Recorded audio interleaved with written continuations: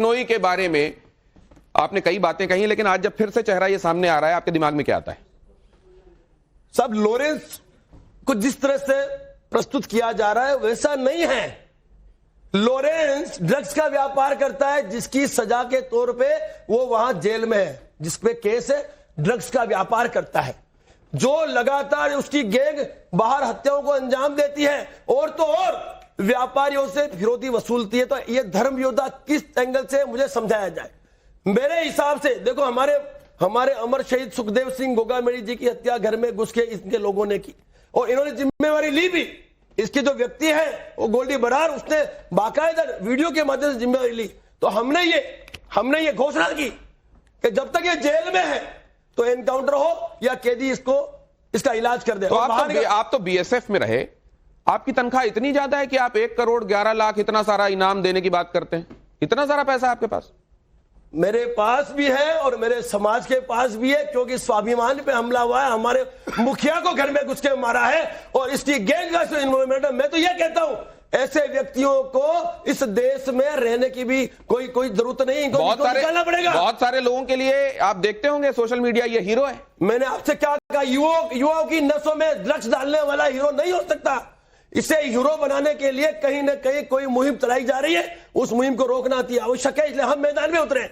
हमारे मुखिया को मारा है, ड्रग्स का व्यापार करता है, हत्याओं को अंजाम दिया है, पूरी दुनिया जानती है। तो साहब इनको रोकना पड़ेगा, ये हमारा छात्र धर्म बनता है। गोगामेड़ी साहब के बारे में आपने एक बात कही जी, लेकिन उन्हीं के साथ आपको अलग क्यों हो जाना पड़ा? आप उनके साथ थे, आप अलग क्यों हो गए?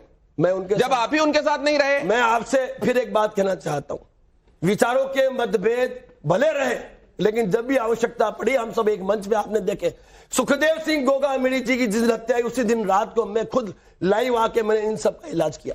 उसके बाद मैं आज भी उस लड़ाई को लड़ रहा हूं और मैं आपसे वादा करता हूं, आज नहीं तो कल इस गैंग का खात्मा करके ही दम लूंगा।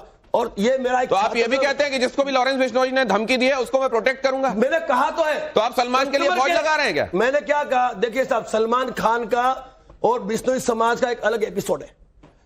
उनके देवतुल्य हिरण की हत्या की, अब वो अपने देवतुल्य हिरण की हत्या भूल नहीं पा रहे, तो राज शेखावत या क्षत्रिय समाज हमारे अनमोल रत्न सुखदेव सिंह गोगामेड़ी की हत्या कैसे भूल जाए? मैं आपसे पूछना चाहता हूं। तो जब तक हम इनसे बदला नहीं ले लेते तब तक हम शांति से नहीं बैठेंगे। और नहीं, लेकिन मेरे को एक बात समझ में नहीं आती सर, माफ कीजिएगा, कि जैसे हम लोग जानते हैं तो जैन शिकंजी दिखाई देती है रास्ते में, या कोई छोले भटूरे वाला दिखाई देता है। नक्कालों से सावधान, असली ब्रांच यही है। हम अब ये लोग कैसे, अब ये जरा देखिए, असली करणी सेना कौन है? राष्ट्रीय करणी सेना है कि श्री राजपूत करणी सेना? और भी घटक हैं, इनमें से असली कौन है? 11-12 बन चुके हैं। मैं आपसे फिर कहना चाहता हूं, विचारों के मतभेद के चलते ये करणी सेनाओं का निर्माण हुआ, लेकिन जब भी आवश्यकता पड़ी है हम सब समन्वय में काम करते हैं। और 12 तारीख में आपने देखा सारी करणी सेना उस मंच में थी, हम सबने साथ मिलकर संयुक्त करणी सेना संघ के बैनर पे हमने आयोजन को किया, समस्त क्षत्रिय संगठन संघ के बैनर पे हमने आयोजन को किया। हम जब भी आवश्यकता पड़ती है एक मंच पे है और कहीं ना कहीं आज भी सब समन्वय में काम करते हैं। आपके पॉलिटिकल एम्बिशंस हैं? मैं आपको खुला कहता हूं, इस देश को चलाने के लिए सत्ता आवश्यक है। क्षत्रिय करणी सेना का एकमात्र लक्ष्य है कि पूरे भारतवर्ष में जहां जहां क्षत्रियों की भरपूर संख्या है, उन क्षत्रियों को सत्ता में स्थापित करके उनके माध्यम से छात्र धर्म का निर्माण कराया जाए, वो हमारा मुख्य लक्ष्य है। इसलिए हम जितने आप टिकट किससे चाहेंगे, किससे टिकट मांगेंगे? टिकट की हमें कोई आवश्यकता नहीं, हम निर्दलीय लड़ेंगे। सुनिए मेरी बात सुनिए। हाँ।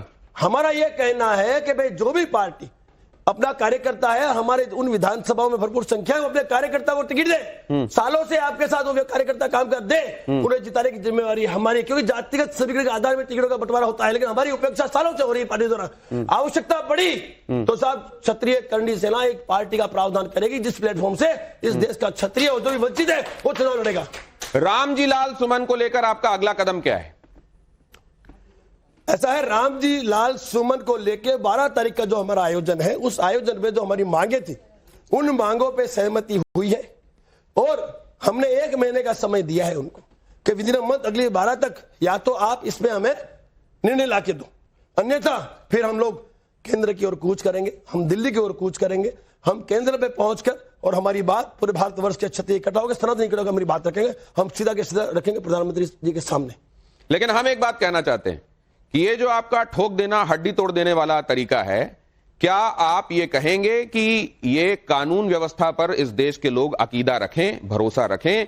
यहां पर एक व्यवस्था है, संविधान के हिसाब से हमारे पुरखों ने हमको एक व्यवस्था दे रखी है, उस पर भरोसा रखें, कानून अपने हाथ में ना लें।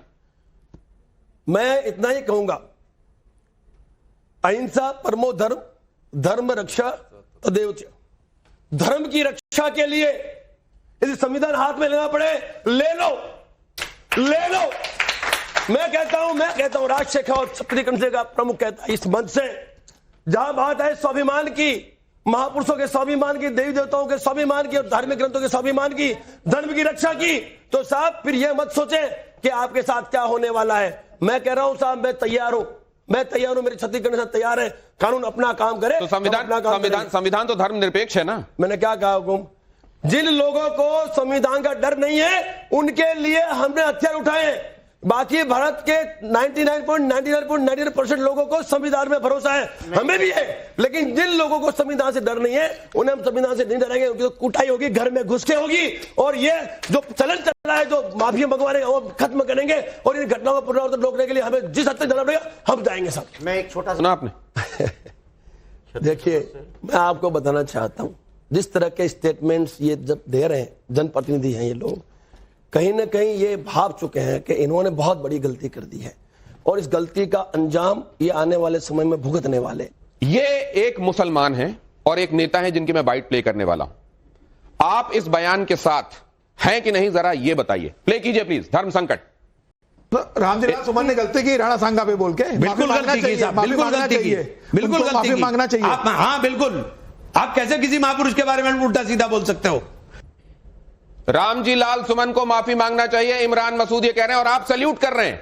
बहुत सही स्टेटमेंट दिया इन्होंने। जो स्टेटमेंट दिया ना साहब, उसके लिए मैं इनकी कदर करता हूं। मैं इनको भी यही कहना चाहता हूं कि इसी स्टैंड को इनको लेना चाहिए, और अभी भी समय है। अपने जो अखिलेश जी उनको समझाए कि अभी भी देर नहीं हुई है, उस व्यक्ति को निष्कासित करे, राज्यसभा की जो सदस्यता वो खत्म करे, और वापस अपनी बात को स्वीकारे कि उस व्यक्ति विशेष का निर्णय था, उस व्यक्ति विशेष का स्टेटमेंट था। प्रोफेसर जुनैद हारिस के पास मैं जाता हूं। बाबर एक आक्रांता था, उस दौर में उसकी चल रही थी, वो विक्टोरियस था, इसलिए बाबरनामा में उसने जो लिख दिया वो एक विक्टर की तरफ से तोड़ मरोड़ कर लिखी हुई बात थी। इसलिए डॉक्टर शेखावत नाराज है इस बात से कि उसको कोट करते हुए, उसको सार्वभौमिक सत्य मानते हुए वो बात क्यों कह दी गई। आपका रिएक्शन? एक चीज तो मैं बताऊं कि बाबर जो भी था, जाहिर सी बात है, बाबरनामा एक डायरी है, रोजनामचा है, जो रूटीन में लिखा जाता था, उसके अंदर वो बात लिखी गई, और उसमें सिर्फ राणा सांगा के हवाले से बात नहीं है, बल्कि दौलत खां और उसके भतीजे के हवाले से भी ये बात है। तो ऐसी सूरत में एक हिस्टोरिकल गलत या सही का ये मुद्दा जरूर है, ये रिसर्च का मुद्दा जरूर है, और जाहिर सी बात इसकी बुनियाद पर कोई। आप रामजी लाल सुमन के साथ हैं कि डॉक्टर शेखावत के साथ? मैं अपनी बात अगर कहने दें तो अच्छी इसका पक्ष आपको सही लग रहा है? देखिए, आपको एक चीज बता दूं, मैं राणा सांगा की कदर करता हूं उनकी बहादुरी की वजह से।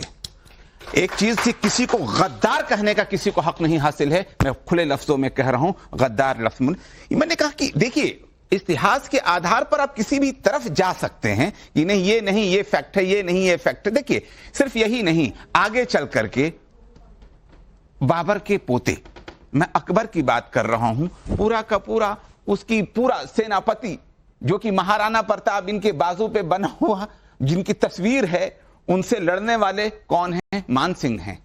अब सवाल ये पैदा होता है, औरंगजेब, जय सिंह है उसके साथ जसवंत सिंह हैं। सवाल ये पैदा होता है, तो राजपूत तो उसके साथ हैं, राजपूत से तो उनका शादी विवाह हो रहा है, दोनों एक नहीं, कहां है बताइए मुझे, ये गलत बात है। अच्छा, गलत